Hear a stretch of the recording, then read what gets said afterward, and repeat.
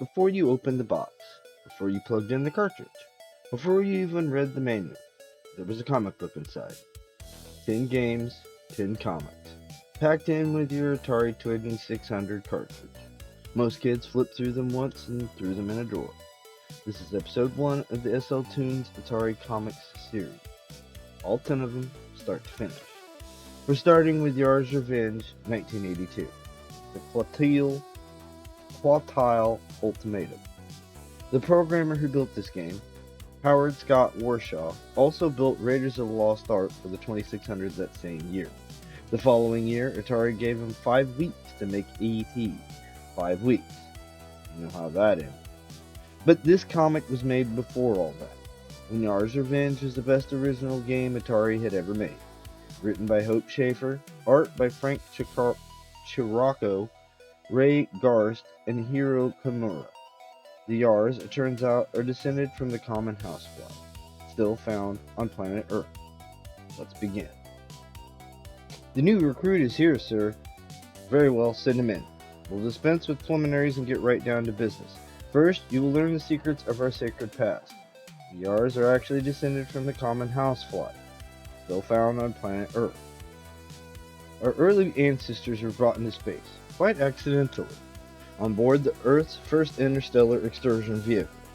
More food supplies, Jake. Put them in Galley 5. Sure wish I could go. Imagine traveling into another solar system. The ship is launched with a burst of flame and hurtles through the Earth's atmosphere. It heads deep into the future. A strange formation just appeared on our path. No time now to... Boom! Eventually this noteworthy ship crashed, right here in the Razak solar system. When the radioactive dust finally settled, the flies, miraculously the only survivors, had gained new powers and transformed into magnificent creatures, forever after known as Yars. We Yars populated the 3rd, 4th, and 5th planets of the Razak solar system, where we established our orderly and productive community. We were able to live peacefully and enjoy our newfound powers. And indeed, our powers are extraordinary. We can fly freely from planet to planet. Chomp, chomp, chomp. We can devour any substance and can convert it into energy missiles powerful enough to vaporize solid rock.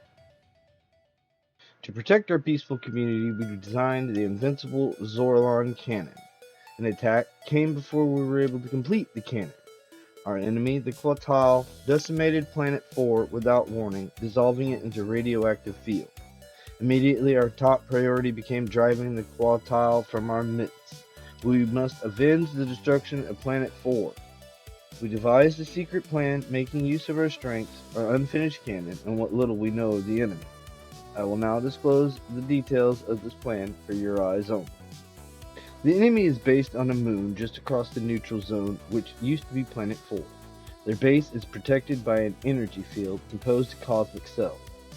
The Qotile hides behind the shield and fires destroyer missiles and worse, something called swirls. We are saved from destroyer missiles in the neutral zone, but while taking cover there, we lose our own ability to fire and communicate. We are not safe from swirls in the zone. They're deadly anywhere. To prepare for battle, Yars pass through the armament center. Outfitted as warriors, they take off from the base and attempt to complete the following mission.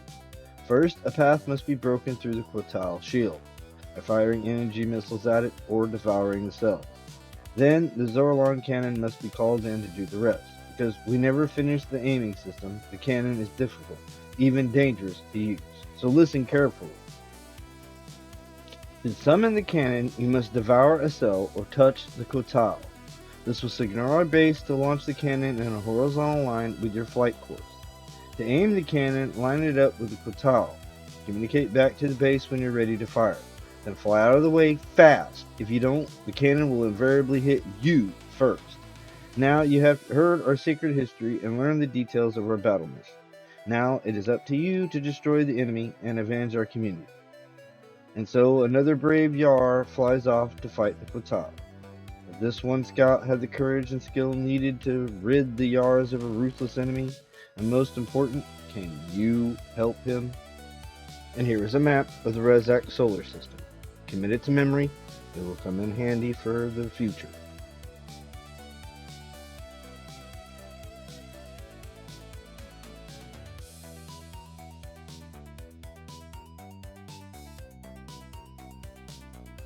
The Qotile Ultimatum, 1982, Atari Inc.